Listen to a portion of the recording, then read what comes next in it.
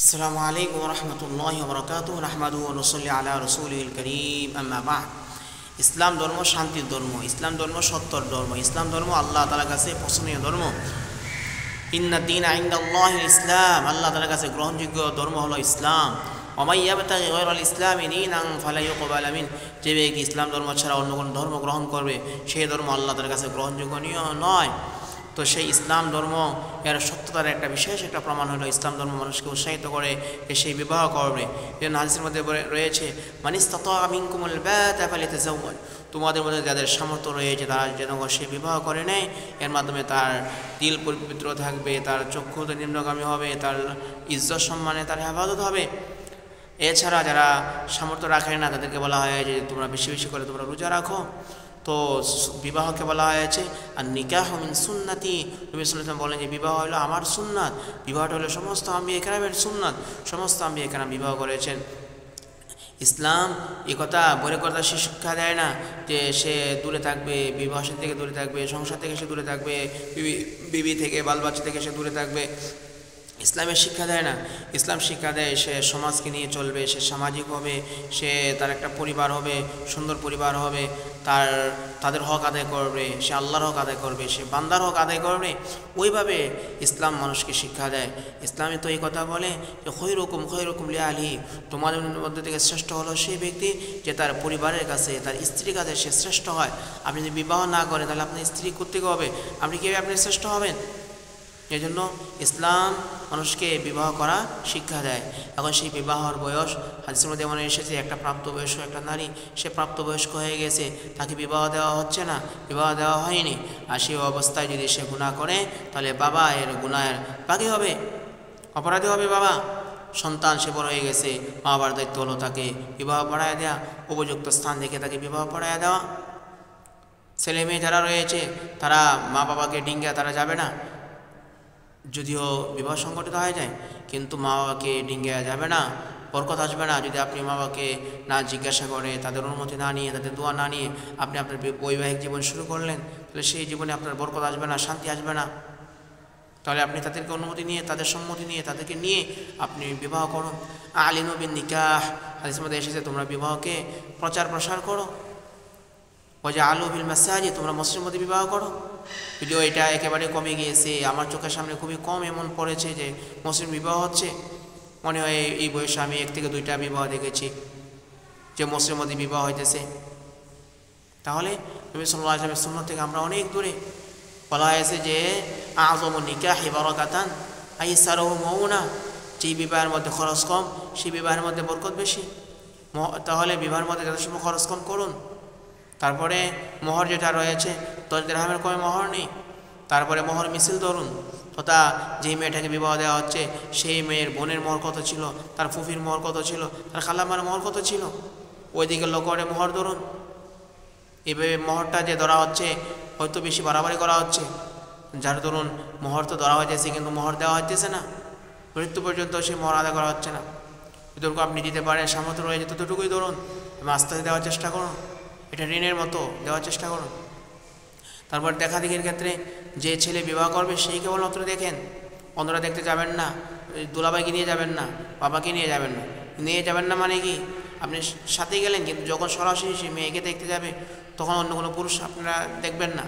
শুধুমাত্র যে ছেলে বিবাহ করবে সে ছেলে দেখুন, বাকি ছেলের মা ছেলের বোন তারা দেখুন, অসুবিধা কী।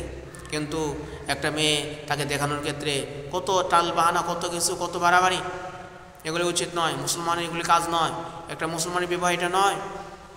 তারপর বিবাহের সাথে ক্ষেত্রে কত কুসংস্কার আমাদের ঢুকে গেছে, এই গেট টাঙ্গাইতে হবে, এতজনকে খাওয়াইতে হবে, মেয়ের বাড়ি এতজন দাওয়াত দিয়ে খাওয়াইতে হবে, এইগুলি কি? এগুলি আসলে আমাদের ইসলাম এগুলিকে শিক্ষা দেয় না। দাওয়াতের একটা আপনি আয়োজন করলেন, খাতা নিয়ে বসে গেলেন, অমুকে কত দিল, অমুক কত লিখলেন, এগুলি তো ইসলাম এগুলি শিক্ষা দেয় না। এগুলি আপনারা ভুল করতেছে, এগুলো আমাদের সংশোধন করা উচিত। তারপরে হাত ধোয়ালে টাকা দিতে হয়, তারপরে কি ভিতর অন্তর্মহলে ছেলে মেয়ে একসাথে কোনো পর্দা নেই, এগুলি বেপর্দা বেশি হয়ে যাচ্ছে আমাদের বিবাহ সাথীগুলির মধ্যে। এগুলো আমাদের সংশোধন করা উচিত। আমাদের বিবাহ সাথীর মধ্যে যে পরিমাণ কুসংস্কার, যে পরিমাণ পর্দা লঙ্ঘন করা, যে পরিমাণ শরীয়তের বিধান লঙ্ঘন করা, যে পরিমাণ বাড়িয়ে গেছে বিবাহ সাথীর মধ্যে, এই জন্য দেখা যায় বিবাহ সাথী বর্তমানে অধিকাংশ এগুলি টিকে না। দেখা যাচ্ছে কিছুদিন পরে স্বামী স্ত্রী তাদের মাঝে শান্তি নেই, মিল নেই, কিছুদিন পরে তালাক হয়ে যায়।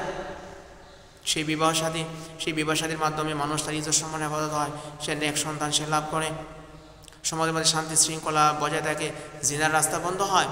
কিন্তু সেই বিবাহকে করে ফেলা হয়েছে কঠিন, যার জন্য জিনার রাস্তা করা হয়েছে সহজ। জিনার রাস্তা সহজ হয়ে গেছে, বিবাহ কঠিন হয়ে গেছে।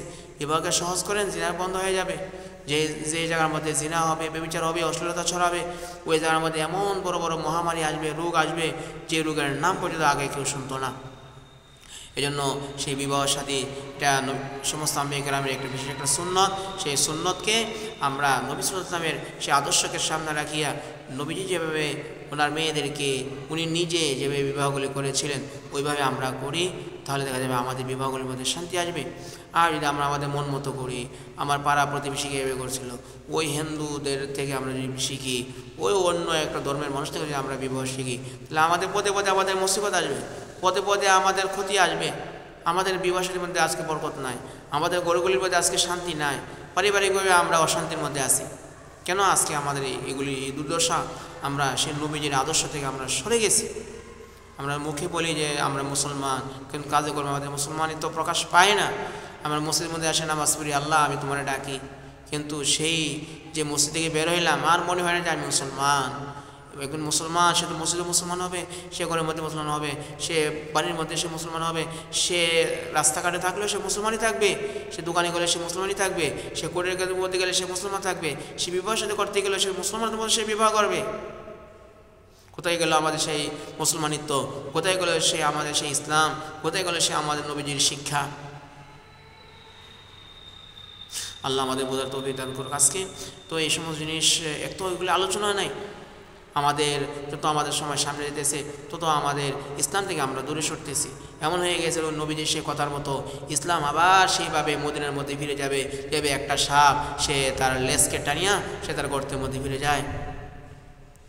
বলে ইসলামের শুধুমাত্র নাম থাকবে আর অন্য কিছু থাকবে না। সে সময় চলে আসছে, শুধুমাত্র এই যে আমরা নামী মুসলমান, কিন্তু বাকি আমাদের ভিতরে কোনো কিছুই নেই। আল্লাহ তাআলা আমাদেরকে খাঁটি মুসলমান বানা। এজন্য কোরআনের মধ্যে এসেছে ওয়ালা তামুতুন্না ইল্লা ওয়া আনতুম মুসলিমুন, তোমরা পরিপূর্ণ মুমিন মুসলমান না হওয়ার আগ পর্যন্ত তোমরা মরিও না। শয়তান আমাদেরকে ধোঁকা দিবে। শয়তান তো আদুউম মুবিন, প্রকাশ্য শত্রু, কিন্তু সেই শয়তানের ধোঁকায় পড়ে যখনই আপনার মনে আসবে যে আমি তো ভুল করেছি, সাথে আপনি তওবা করুন। আর তাই ওমিনা জাম্বিকা মাল্লা জাম্বালা। আল্লাহ তাআলা আমাদের বোঝার তৌফিক দান করুক। আমাদের বিবাহের সাথেগুলো ইসলাম থেকে অনেক দূরে সরে গিয়েছে। সেই বিবাহের সাথেগুলোর ভিতরে ইসলাম কীভাবে আসে আলেমদেরকে জিজ্ঞাসা করুন, কিতাবাদে পড়ুন, ইসলাম সম্পর্কে আপনি জানুন। এখন জানাটা অনেক সহজ, কিন্তু জাননেওয়ালা খুব কম। জানাটা সহজ, জাননেওয়ালা কম। সঠিক জিনিসকে আপনি তালাশ করে বের করুন, সেইভাবে আপনি বিবাহের সাথে সম্পন্ন করুন। আল্লাহ তাআলা আমাদের প্রত্যেকের জীবনের মধ্যে শান্তি দান করুক। আসসালামু আলাইকুম রহমতুল্লাহি ওয়া বারাকাতুহু।